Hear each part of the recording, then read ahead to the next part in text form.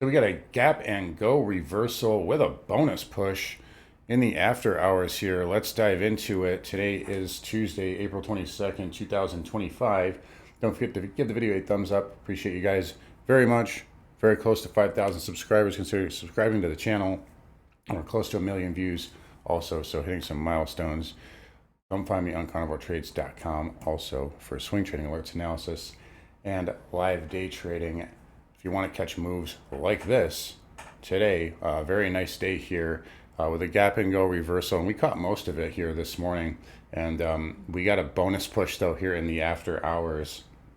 And we'll talk about that. I'm doing this video much later than normal, which is probably a good thing because I can actually cover this big move here in the futures. But take a look. So we had a gap up this morning and just, pretty much a nice short squeeze. If we look at the spiders here, we'll pull it up there. And we talked about this yesterday. I said, guys, this is like, I know you guys probably don't believe me, but, I say this stuff for a reason here. So when there's that 5-10 interest that we see, and we caught this immediately yesterday morning, I just didn't think we'd get there that quickly. But this is how they do things, right? ODT put slamming, right? And they've got their level where they're short puts, and they're looking to unload, and they can either fill those or close. And as soon as we get there, it stops going down, and we just gap up. And I mean, this administration, a lot of stuff gets leaked out, obviously, right? And it's not a surprise they tried to slam it and get people out before this move yesterday. So yesterday ended up being a nice little bear trap here, and we're trading up at 536 after hours, also putting a cherry on that Tesla, up 13 14 points here in the after hours as well. So Tesla getting a bid. What's going on? We got a trifecta of good news right now. It's all Trump stuff. Trump walking back tariffs on the UK autos, I think from 10 to 2.5. Him saying that he won't play hardball with China, and then saying, I'm not looking to fire Jerome Powell. This is after him literally this morning slamming him and saying that, he's a loser and he needs to lower rates immediately. So, it's just funny. Again, you just got to use the charts here and follow the flows, and that's what we do. Again, I'm actually in cash right now, but at least in as far as day trading is concerned, we did catch almost all of this first leg here. We got a short scalp off. And then we got some chop here, so I did not play the afternoon, but we got a nice bid here. Regardless, tomorrow I do think we'll do some backing and filling though. This is pretty amazing though. Like this is structurally we didn't build much, here. Granted, we didn't build any on the way down, so I mean we can go right back up, which we did. We got a nice little base here though, but there's a lot of error on this, and I think we'll try to walk this back a little bit, maybe tomorrow and even Thursday. But looking at the structure here, it's tightening up, but it needs to do more. Two things though for bulls though. One, this is the window of weakness. OPEX flows are dealers are not saving this market, and we're up right now on the week. So it's like clock's ticking for bears to get damage done during this cycle, and that's not really happening. So that helps the bulls out a lot. It makes it more likely that the low is in. Unless we get some major news here in the next 2. Now, there's still time, but I'm just saying, it makes it more likely now that there's a low in place here. We could even still go revisit 500. There's still a lot of put interest down there. I'll be checking on it tomorrow and ready for every single day. But obviously, this does help. The second thing, and I noticed this, and you can see I actually tweeted about it this afternoon, but the configuration, this is before I knew that any of this was going to happen, and this is how you read the tape.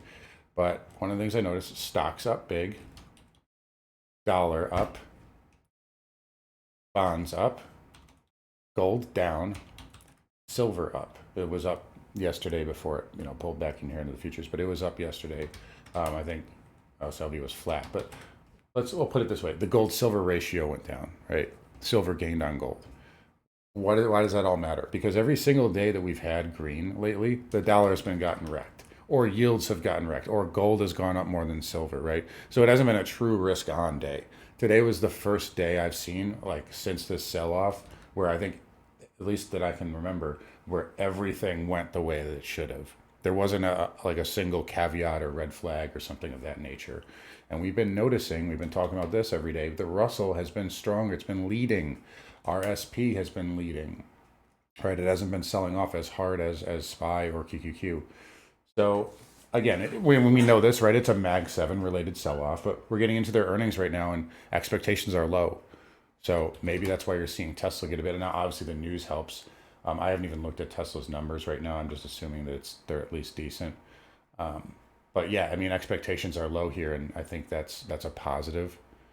So if Mag 7 catches up, this market, we got Google later this week. I think it's Thursday after the bell.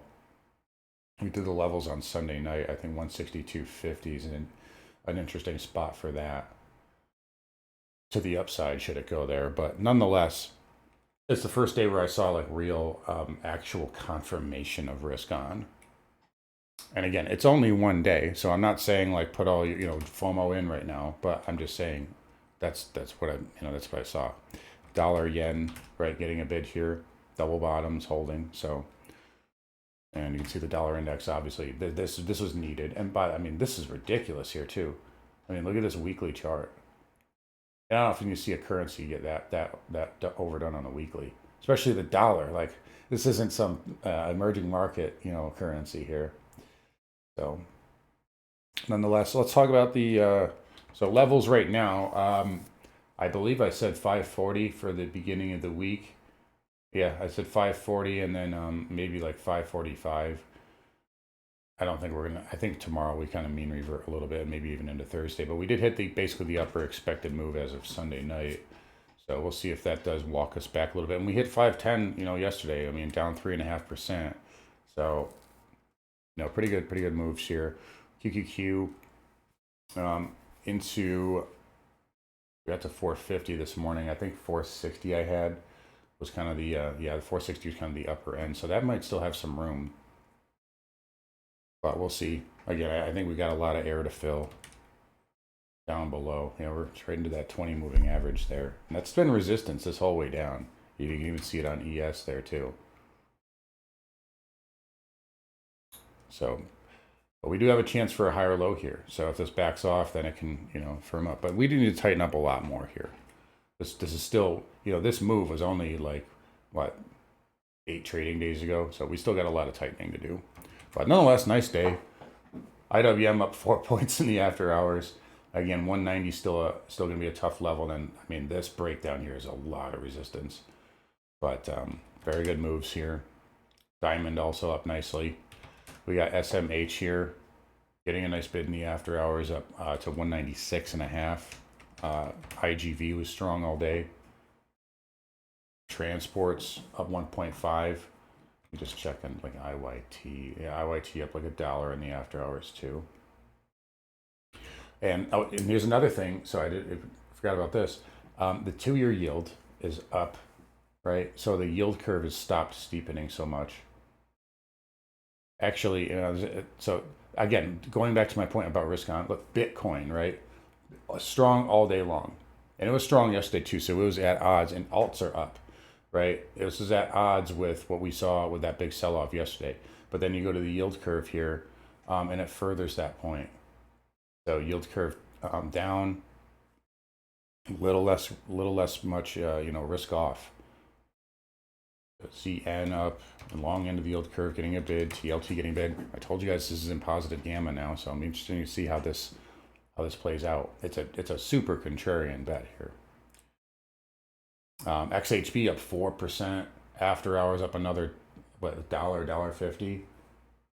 VNQ up 2%. That's working on a daily chart higher high. Financials up 3 1/3 here. So XLF, this is not a bad pattern here. That's tight. Look at JPM up $4 in the after hours. KBE was strong. KRE was strong all morning too. Look at this take off in the morning. Boom. So broker dealers up. So these are working on good patterns here. Oil up 69 cents here. And again, that's in the after hours. So again, it's a kind of equities and oil have an odd relationship right now. Normally they're kind of inversely correlated, But because the market is so focused on recession, oil up is actually kind of a good thing, at least in the short term. But yeah, oil up 1% in just the after. I mean, I'm doing this video at 7:30, so we're up 1% already, and had a good day before that. I think it needs to consolidate a little bit to get through this though. XLE, nice jump. Still kind of inside of this range though. Again, and I think the market needs to tighten up here, and that's really every sector here, but you're seeing energy get a bid here pretty much across the board. Nat gas up 1%, so it's trying to hold on to the 3 handle. Needs to do that. We talked about the dollar there. Again, if this can squeeze back above 100, you could get a really nice squeeze here. So if you can reclaim that 100 area, these pivots, it can get a nice little counter trend squeeze and might get some shorts there. Gold, did it top? You got a hell of a lot of volume. I said this first thing in the morning. I was like, damn, there's a lot of volume here on gold already. I told you guys 320. So I've been giving these levels out here. I did not short it. Why? Because it just keeps getting to these levels in the after. Look at it. It's at like 2 in the morning. I'm not gonna, but I could like put an order in, I guess, but I just prefer to see it hit after hours. And for me, like I'm not shorting something that's parabolic like this as a swing. It's more of a day trade if we can get it to hit my dealer level. But yeah, it's backing off. We'll see what it does tomorrow.